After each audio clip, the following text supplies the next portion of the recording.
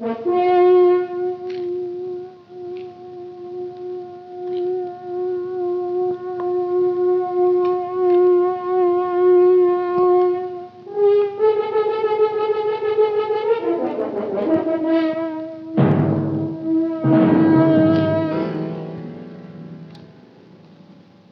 is the story of a man who could say, like the prophet Job's messengers, "Only I escaped to tell the tale."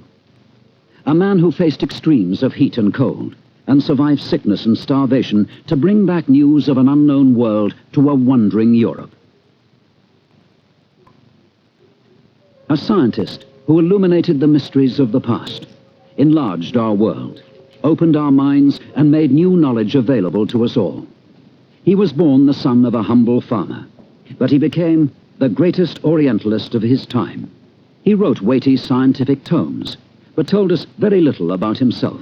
He brought home to Denmark priceless collections of material that proved to be invaluable to research and to the national heritage.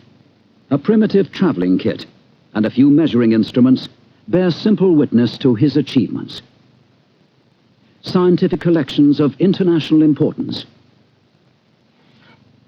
objects of art and ethnographic material, Oriental manuscripts, and above all, a whole series of books and treatises, all resulted from the Danish expedition to Arabia of 1761. This man was Carsten Niebuhr. After nearly 7 years of traveling, he returned to Denmark, the sole survivor of an expedition of 6. "I write only of what I saw," he said with characteristic modesty. But nevertheless, he inscribed his name in history here at Persepolis. And he is remembered on a modest tombstone in Ditmarsken, the marshland where he died and where he was born.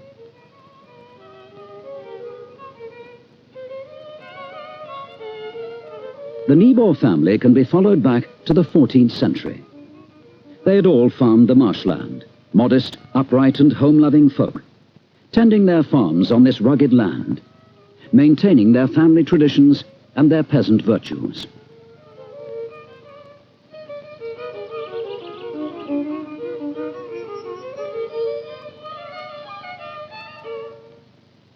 Religion formed a natural part of everyday life, and it was here in this church that Carsten Niebuhr, the most recent addition to the family, was baptized in 1733. His future seemed to be predetermined from birth. He was to become a farmer, following the family tradition for generations past. The Niebuhr family had its own place in the church. They were proud yeoman farmers. The farmer's traditional virtues were of course implanted into Niebuhr during his adolescence. Not only thrift, integrity, dedication and diligence, but also the narrow prejudices that were later to characterize his conduct.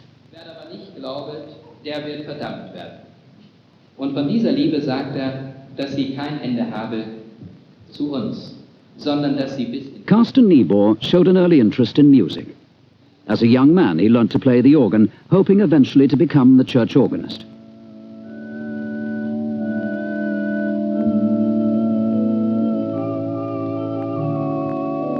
But the family's finances made it necessary to go against tradition. To consider education was certainly a novelty and a break with family tradition. Carsten Niebuhr was studious and eager to learn, and so his father allowed him to attend the local grammar school.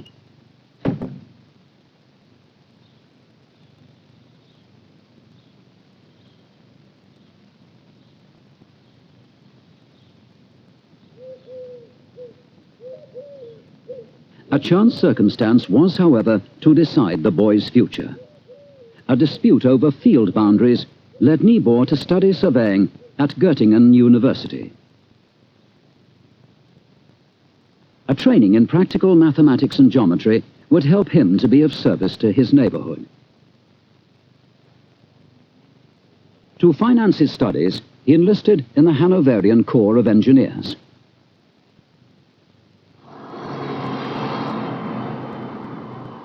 Throughout Niebuhr's youth, The flat, bleak and rugged marshland had helped to shape his character and to develop those qualities that were later to stand him in such good stead. As yet he had had no chance to spread his wings, and his opportunity came at Göttingen. In the mid-18th century, Göttingen was a European centre of science and culture. Inspiration and novelty were in the very air, and Niebuhr loved it and absorbed it deeply.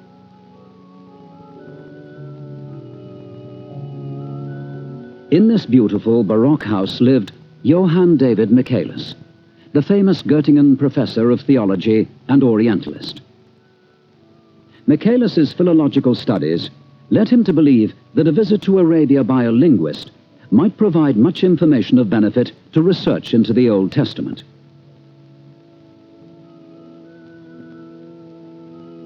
He wrote to the Danish Minister of Foreign Affairs, Bernstorff, suggesting that the king should finance such an expedition.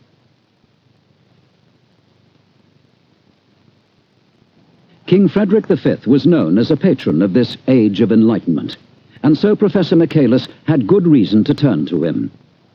Support of the arts and sciences was in fashion, and the king is still remembered for sending wise men to the East. This period of enlightened despotism marked the heyday of Danish culture. Commerce and shipping were flourishing. The king's councillors, led by the ministers Bernstorff and Moltke, saw at once the prestige that would flow from the financing of such a project. Denmark's international standing would be assured. But the natural sciences were also exciting men's interest, and it was decided to expand the expedition to include these disciplines. One day in 1758, the following conversation took place at Göttingen University.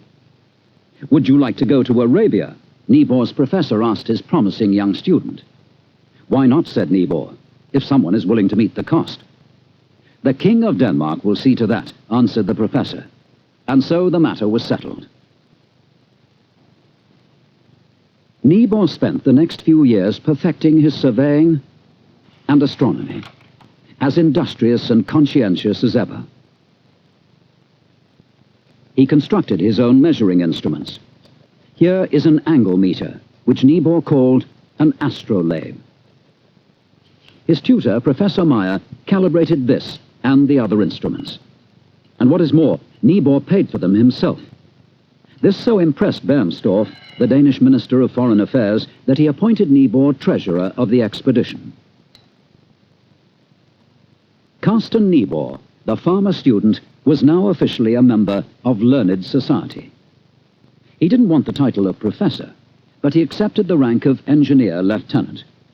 As he himself said, "As a lieutenant, I will take pride in carrying out accurate measurements. But as a professor or a captain, I would feel ashamed if it became known that I had inadequately explored the mysteries of mathematics."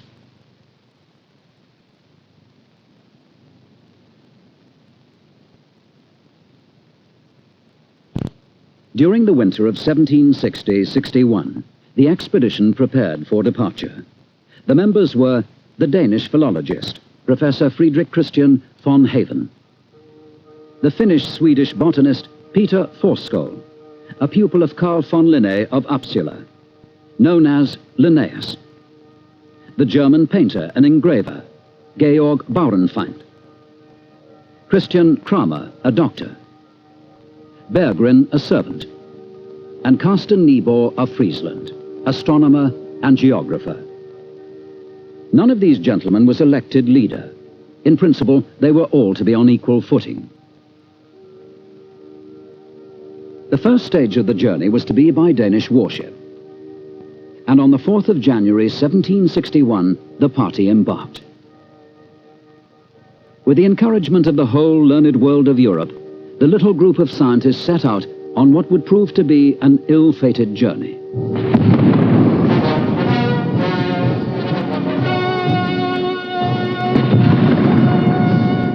The cannons of Kronberg in Elsinore and Schönen in Sweden saluted them.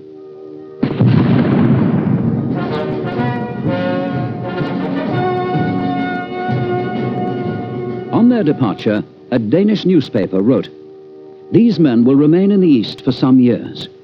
They have all spent many years in preparation, and our hope is that with God's blessing, their diligence and ability will produce a happy outcome for the growth of knowledge in general, and for the interpretation of the Holy Writ in particular."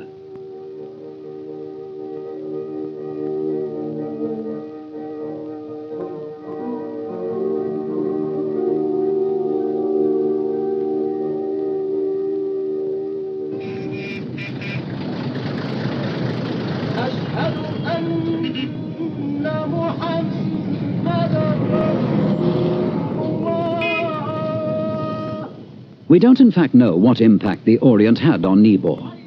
He scarcely ever mentions his own emotional reactions.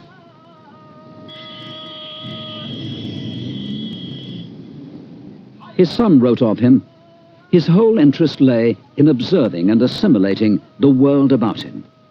Abstraction and speculation were foreign to his nature. Everything had to be delved into down to the smallest detail." Work began in earnest in Alexandria, and this is what Niebuhr himself said. "As I went up the hill where Pompey's pillar stood, I could see a large section of the old city wall, so I took some angle measurements from there.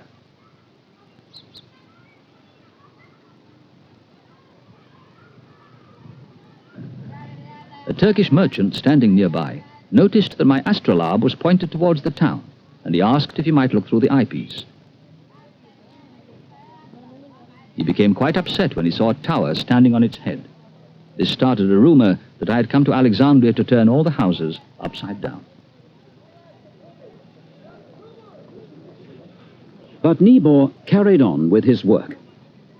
The city of Alexandria stands on an isthmus between a peninsula and the old city wall, and between the two harbors. The polar attitude is 31 degrees, 12 minutes.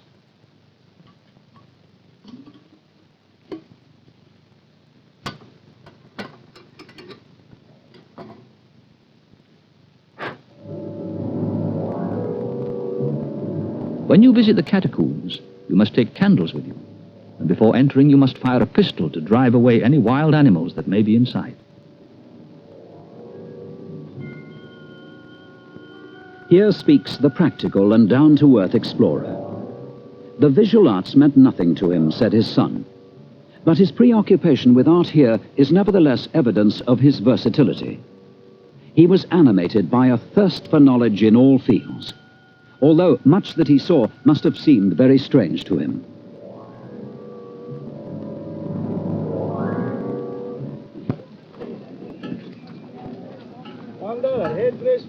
On this journey, my first priority was to determine the height of the two largest pyramids.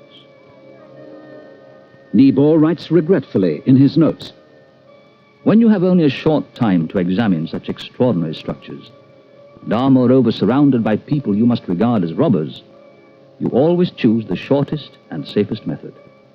My measurements are therefore not always as accurate as I would have wished." As a lieutenant, I will take pride in carrying out accurate measurements, Niebuhr had said before leaving Denmark. Posterity was to prove that he might with a good conscience have accepted the title of professor.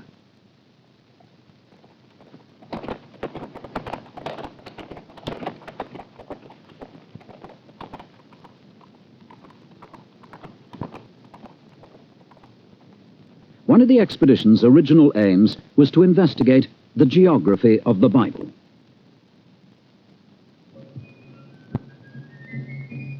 The regions we were about to traverse are among the most interesting in the East, for Moses chronicled the wanderings of the children of Israel in this very desert.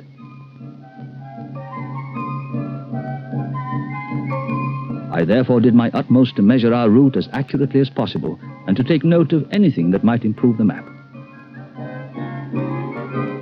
Niebuhr undertook the journey through the Sinai Desert with von Haven.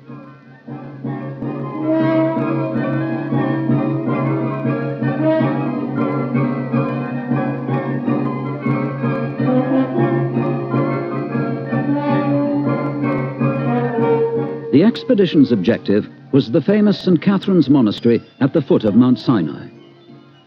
Von Haven's task here was to come away with manuscripts that would be of value to European researchers. But this miscarried.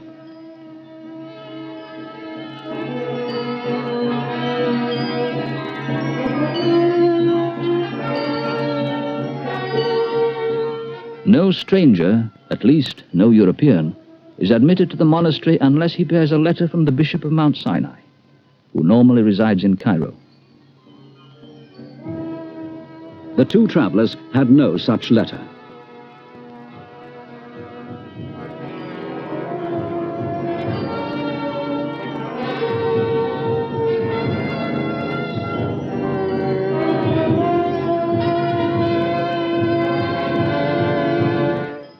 Since we were forced to spend quite a long time outside the monastery, I spent my time sketching the buildings and the mountains.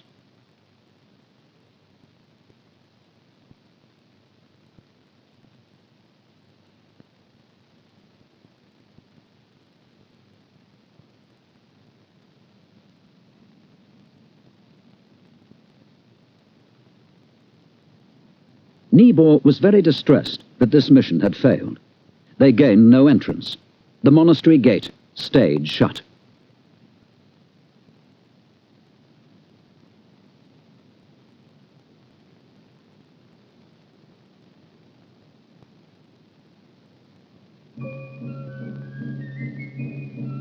But on this journey, Niebuhr made a new discovery.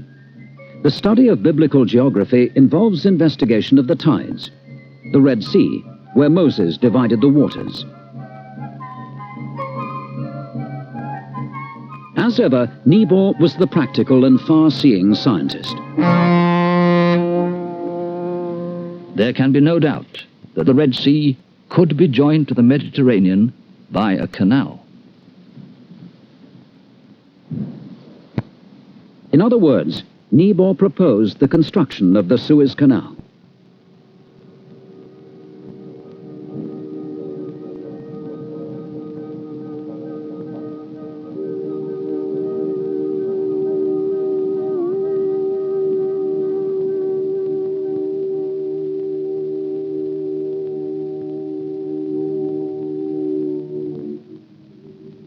From Suez, the onward journey was by ship down the Red Sea via Yanbu and Jeddah towards the expedition's true destination, Arabia Felix, happy Arabia. With God's blessing, their diligence and ability will produce a happy outcome, said a newspaper 2 years previously. But the journey had been anything but happy. Internal dissension, particularly between von Haven and Forskol, had clouded and embittered relationships within the little community. Niebuhr tried as much as he could to distance himself from the bickering and discord of the professors. He remained the industrious and conscientious farmer to whom the king had given a trust, and he would honor this to the best of his ability. But perhaps things would improve in a new country. On the 29th of December, 1762, the expedition made landfall. Before them, to the southeast, lay Loher, the Yemen's most northerly port. Would the country live up to its name, Arabia Felix, happy Arabia?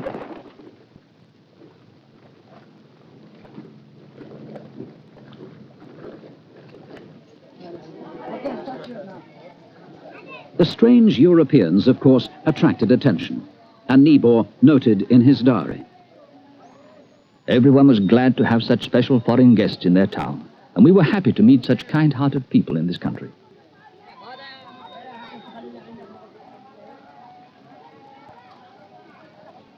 We went up into the town to see the house where the merchant had decided we should stay.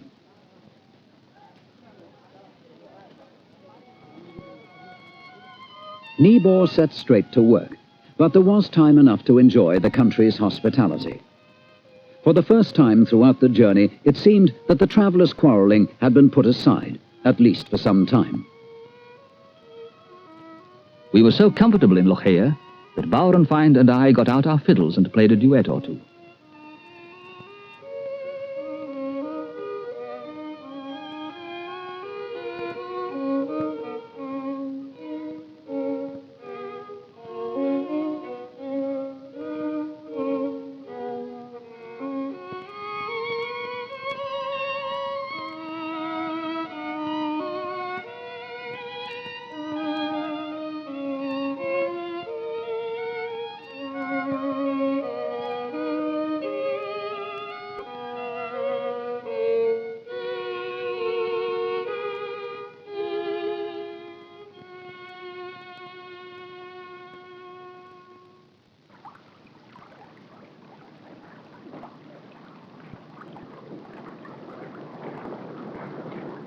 province of Yemen, or the southern part of Arabia that Europeans usually call Arabia Felix, has been inhabited since ancient times and was famous for its extensive overseas trade. But the country is as yet unknown to science, and for more than one reason, it has long deserved careful exploration.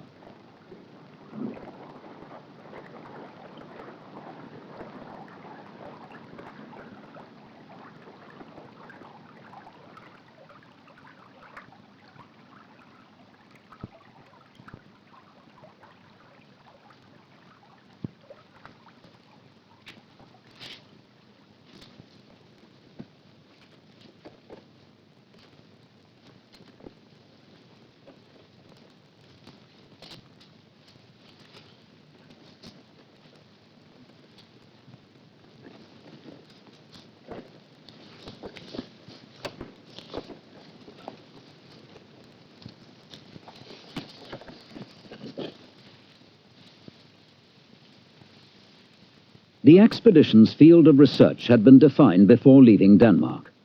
Von Haven was to collect manuscripts and to study languages. Forsker was to concern himself with botany and zoology, and Niebuhr was to undertake astronomical and geographical measurements.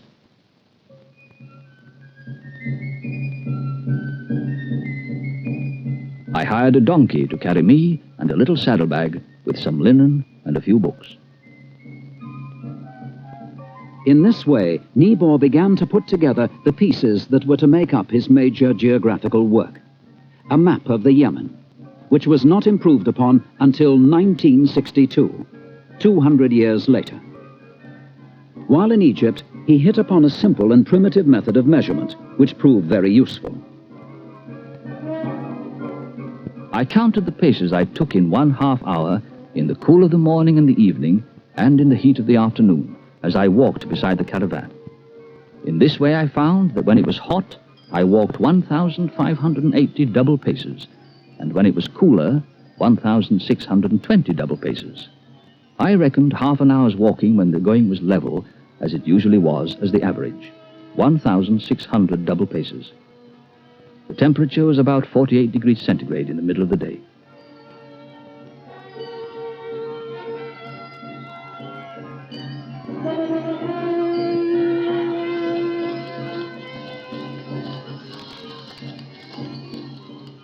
Although they lived sensibly, the hot, humid and unhealthy climate of the Tehama Desert soon became a serious threat to the little party.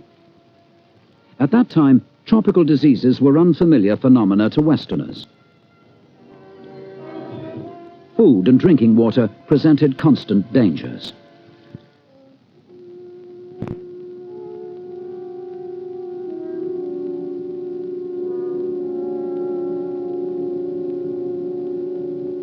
As soon as we reached Mocha, the once famous port for coffee exports, I had an attack of dysentery, but I recovered in 2 weeks. Another member of the expedition was not so fortunate. Von Haven's indisposition, which has lasted since Bet el Faqih, became worse here.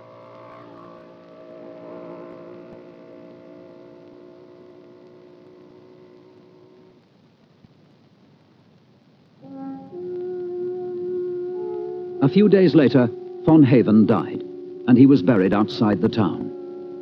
Niebuhr wrote in his diary, Herr von Haven had concentrated on Eastern literature, and science has lost in him the one member of our party of whom most important discoveries in the Eastern sciences might reasonably have been expected.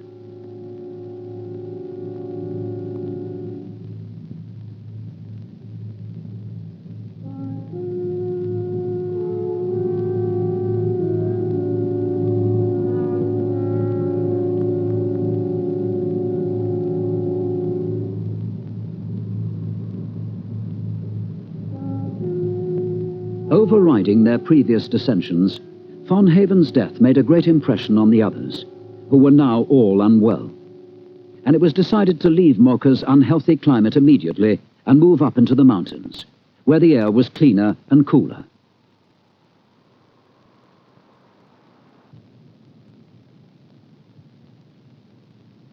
By now, Forsker was seriously ill, and he was carried to the nearest inn, lying across a donkey. Niebuhr succeeded in renting a modest house in the town of Hjem, where Forsker, now at death's door, might find some rest. Although they nursed him with great care, the attacks of fever worsened. Forsker's life was not to be saved.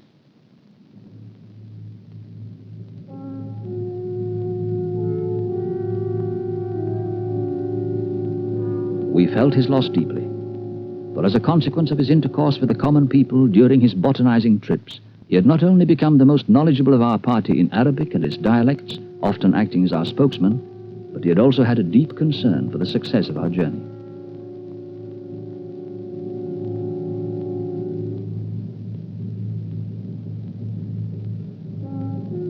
Carsten Niebuhr was now both the practical and scientific leader of the expedition, and he decided that they should leave for the capital at once.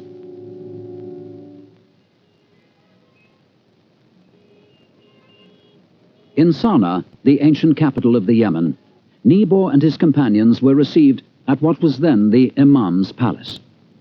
Niebuhr was treated as an honored guest.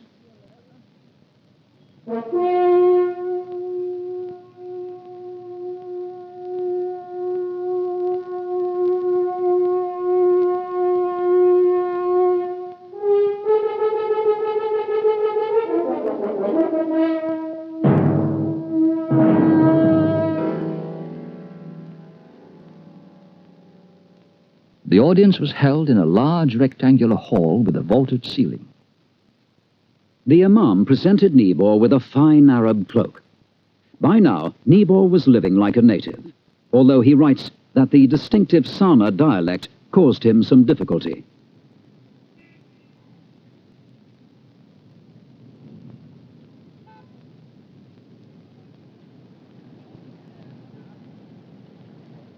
After the audience, the expedition's members were permitted to walk freely in the town. Architecture interested him, writes his son. Niebuhr threw himself with his usual zeal into everything new that presented itself. Here again he produced a complete map of the town.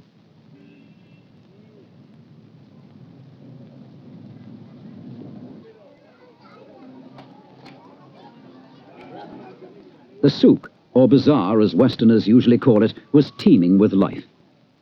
Niebuhr eagerly studied the trades and the crafts. Being made here is the special Yemenite dagger, the jambia, the status symbol of all Yemenite men.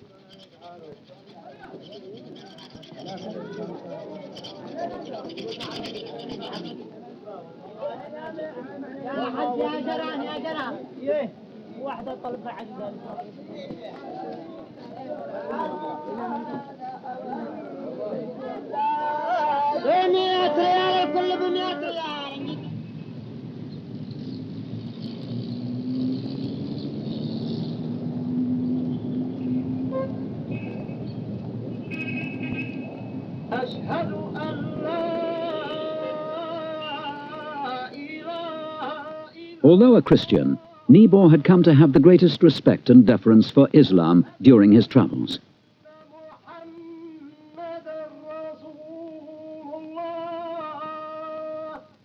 Following the death of von Haven and Forsker, Niebuhr had to shoulder alone all the scientific work. But although his eagerness to explore all things in detail never flagged, he began to show signs of unrest. The differences between the air and the water in the plains and in the mountains has made us unwell, and we decided to go to Mocha and India to secure the safety of both our lives and our documents. Since I could not see what was in store for me on the way home, I saw it as important to ensure that the expedition's results were not lost, should I die or be robbed. The documents and the collections did arrive home safely. The Royal Library in Copenhagen contains a priceless collection of Oriental manuscripts, most of them assembled by the expedition's philologist, Frederick Christian von Haven. His work has perhaps not been properly appreciated by posterity. These manuscripts form today an important link in cultural cooperation between the Yemen and Denmark.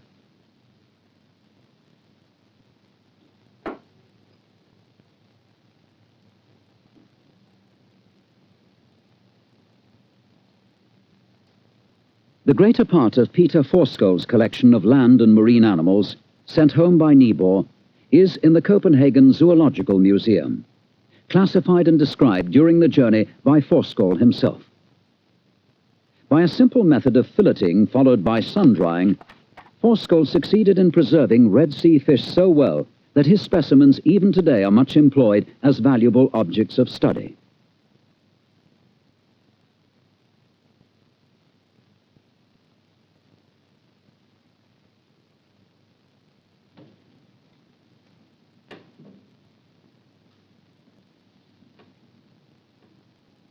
More than 400 samples of oriental plants are still sent from the Botanical Museum in Copenhagen to foreign universities.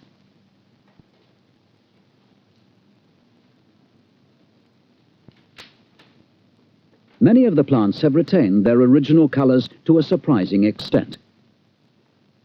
When Niebuhr left the Yemen, he had no certainty that his collections would in fact arrive safely in Denmark. And with his customary dedication, he was more concerned with the expedition's results than with his own safety. Niebuhr could in no way foresee that on the way home, he would achieve his major scientific success, and at the same time experience what he himself described as the greatest adventure of his life: his visit to Persepolis in Iran.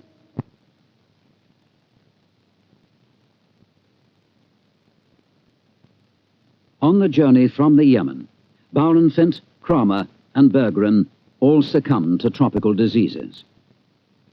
Niebuhr was therefore forced to make all the drawings, and he also tried his hand at deciphering the scripts. I have listed on plate 24 the characters in the alphabet that occur most frequently. I have identified 42. Above each of these figures, about 12 feet from the ground, there are at each side the three inscriptions B, C, and D, here shown on plate 24, one below the other. A characteristic feature is that each has its own alphabet. The ancient Persians seem to have gone to great lengths to secure their immortality through their inscriptions, as did the ancient Egyptians.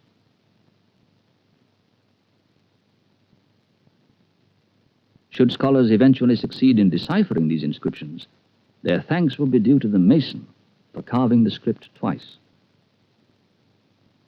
But posterity also owes thanks to Carsten Niebuhr for his precise copying of the inscriptions that provided the means for the eventual interpretation. His labors, however, had one very serious consequence. The strong sunlight severely damaged his eyesight, and in old age he became blind.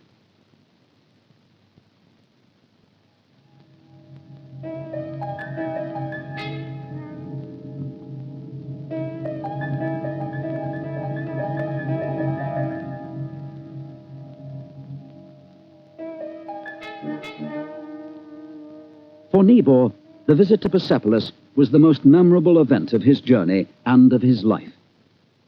Early each morning, he would leave his lodgings in a nearby village for the ruins. He was usually alone there. The ascent to the ruins is by a double staircase, which is perhaps one of the most beautiful and massive ever built. Persians call these relics of the past Takht Jamshid, that is, the throne of Jamshid. They believe that Jamshid, one of their early kings, built the palace. But today, we know that Persepolis was in fact built by Darius the Great.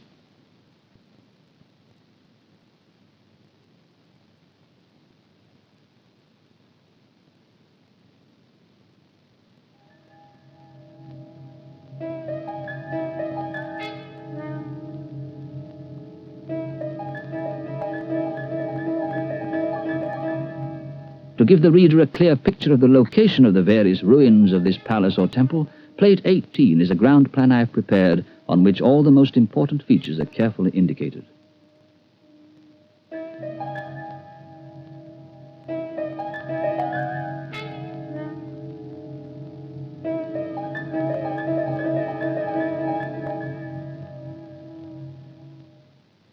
Carsten Niebuhr spent nearly 7 years in the Orient.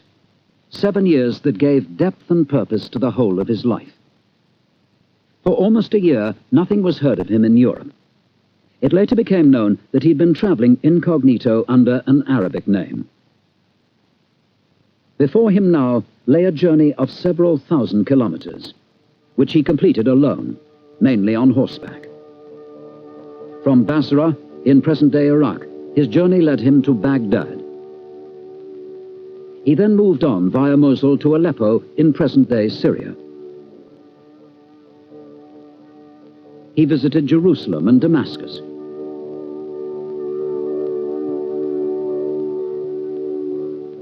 He traveled on via Cyprus through most of Turkey to the capital, Constantinople.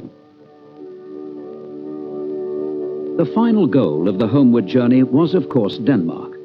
But on the way, he couldn't resist a visit to Professor Meyer at Göttingen and to Luddingfort, his birthplace. On the 20th of November, 1767, he arrived in Copenhagen, safe and sound, but alone. In Copenhagen, he took up residence in a mansion that is now the National Museum. His neighbor, Minister Guldberg, wished to honor him with a knighthood. But Niebuhr amiably but firmly declined, saying, "I don't want to offend my family by accepting it." His son wrote that throughout his long life he remained the true farmer, and it was as a farmer of sorts that he ended his days. After his travels through 3 continents and recognition as the greatest Orientalist of his day, he now, at the age of 45, sought peace in the countryside where he was born. He was elected a member of the Academies of Science of Norway, Sweden, and France. He earned his livelihood as an ordinary village clerk in the little town of Meldorf. He bought a farm in the marshland and continued his quiet life in harmony with nature. Here he lived, unobtrusively and peacefully, following the changing seasons.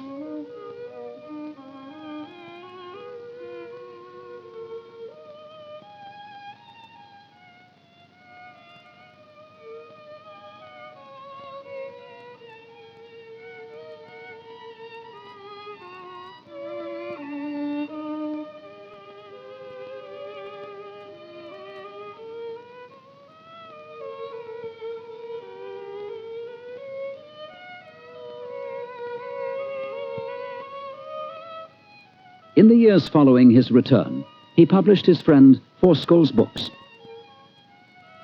He also published his own works, like himself, unpretentious, meticulous, and reliable.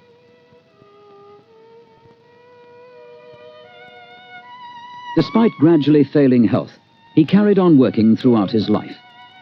He wrote scientific articles and continued his geographical and astronomical measurements until his sight finally failed.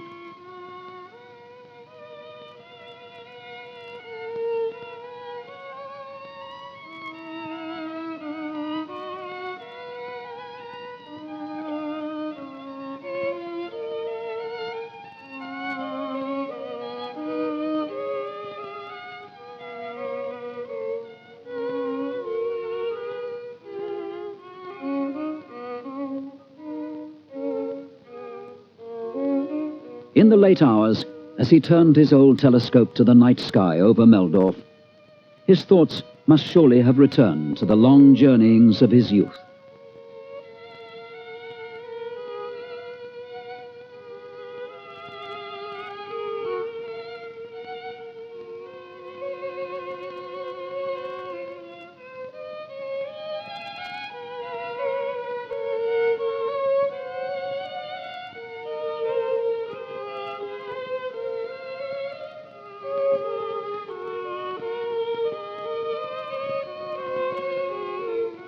From the darkness of the catacombs to the blinding sun of Persepolis.